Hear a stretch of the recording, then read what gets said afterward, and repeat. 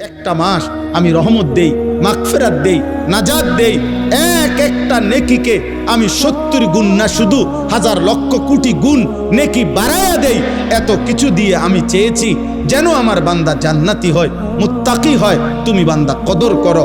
আর যদি কোনোভাবেই কদর না করে তো শেষ কথা হলো, মনে রাখবেন, রমজানকে যে কদর করে না, রমজানেও যে গুনাহ করে, রমজানেও যে জাহান্নাম থেকে বাঁচার চেষ্টা করে না, রমজানেও যে জান্নাতের আমল করার চেষ্টা করে না, ভাই আমার, ছেলেরা আমার, বাবা আমার, পর্দার আড়ালের মা বোন আমার, সবাইকে এই শেষ কথা বলি।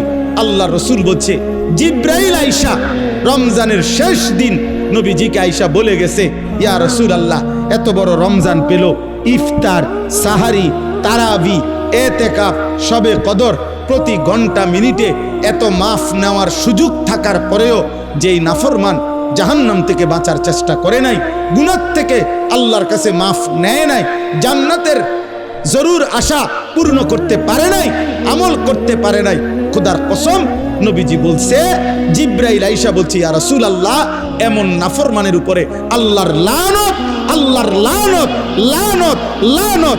নবী বলছে আমিন, আমিন। মানে নবী বলছে, হ জিব্রাইল, আমিও বললাম আল্লাহ, এমন লানত আপনি কবুল করেন এই নাফরমান উম্মতের উপরে, আমি নবীরও লানত।